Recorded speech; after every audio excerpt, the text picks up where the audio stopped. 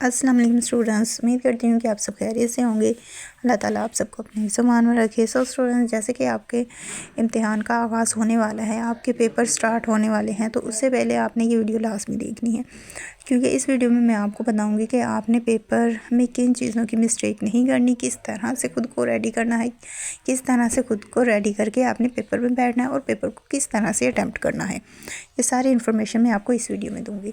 First of all, जब भी आप पेपर के लिए जाएँ तो आप कोशिश करें कि आप 30 मिनट पहले ही पेपर के शुरू होने से पहले 30 मिनट पहले आपने वहाँ पे पहुँचना है पेपर के शुरू होने से। उसके बाद जब आप घर से निकलें तो आपने अपनी ज़रूरी स्टेशनरी लास्ट भी देखनी, जिसमें आपकी आ जाती है roll number slip, marker, pen और कैलकुलेटर वगैरह। ये सारी चीज़ें जो हैं आपकी, ये आपने वहाँ पे देखते हुए सारी चीज़ें लेके जानी हैं। तीसरी, आपने जब अपनी तैयारी करनी है तो उसे जो मारूज़ी सवालात होंगे उन्हें बार बार दोहराना है आपने। फोर्थ पॉइंट है कि जब आपको पेपर मिल जाए तो आपने ये नहीं करना कि आपने MCQs है। फॉर एग्ज़ाम्पल, फर्स्ट आपको MCQs मिलते हैं तो आपको MCQs वाला पेपर मिले, आपने MCQs पहला रीड किया, उसको फिल कर दिया, दूसरा किया, उसे फिल कर दिया, बल फिल कर दिए साथ साथ ही। लेकिन आपने इस तरह नहीं करना, आपने एक मरतबा सारे ही MCQs को रीड करना है। रीड करने के बाद एक मरतबा आपने रीड कर लिया, उसके बाद सेकंड टाइम आपने उन्हें रीड करना है अच्छी तरह से, समझ के आपने रीड करना है और फिर बबल फिल करना है। आपको जो MCQs हैं उनके लिए अलग टाइम दिया जाता है, तो इसलिए आपने अच्छी तरह से ध्यान से उन्हें फिलअप करना है। और उसके बाद है आपका पॉइंट नंबर 5, वो सवाल जो आपको अच्छे तरीके से आता है। आपने पेपर को देख लिया, उसके बाद आप पहले आपके MCQs हो गई, उसके बाद आपको क्वेश्चन पेपर मिलता है। क्वेश्चन पेपर में जो सवाल आपको सबसे अच्छे तरीके से आता होगा, आपने वो फर्स्ट पे अटैम्प्ट करना है, वो आपने सबसे पहले सॉल्व कर देना है।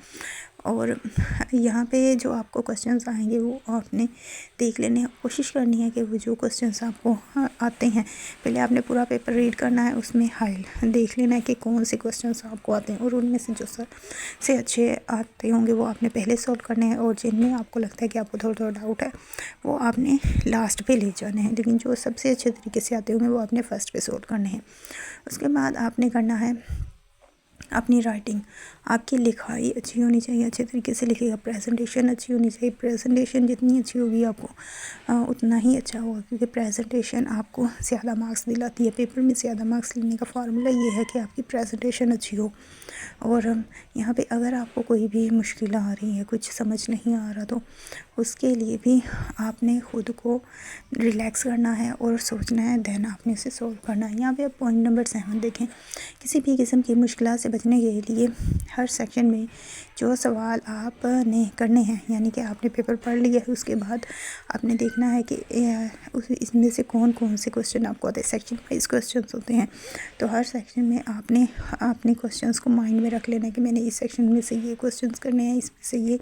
आपने पहले ही इस चीज़ को माइंड में रखना है, ताकि बाद में पेपर सॉल्व करते हुए आपको सोचना ना पड़े। तो ये चीज़ आपने पहले ही करनी है। नेक्स्ट है आपका पॉइंट नंबर 8। इसमें यह है कि आपने टाइम का ख़ास ख्याल रखना है। आपने जब पेपर में जाना है, अपने साथ घड़ी लेके जानी है, ताकि आपको पता रहे कि आपका पेपर कितने टाइम पे शुरू हुआ। और आपने कोशिश करनी है कि अपना जो पेपर है वो 10 मिनट पहले ही आप सॉल्व कर लें, उसे वाइंड अप कर दें। तो उसके बाद जो आपके पास 10 मिनट पढ़ेंगे रह जाएंगे, उसमें आपने अपना पूरा पेपर रिवाइज़ करना होगा। उसे रीड करें, उसमें देखें। 10 मिनट में जब आप रीड करेंगे तो आपको ये भी पता चल जाएगा कि आपने कहाँ पे कोई मिस्टेक की है। अगर की हुई तो आप उसे ठीक कर सकते हैं। तो इसलिए आपने 10 मिनट पहले ही अपना पेपर वाइंड अप कर देना है।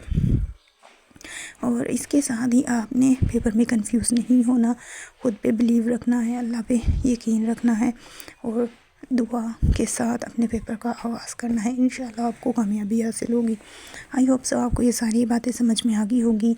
और इसी के साथ अब मुझे दें इजाज़त, मिलते हैं नेक्स्ट वीडियो में। अपनी दुआ में याद रखिएगा। Thanks for watching. अल्लाह हाफिज़।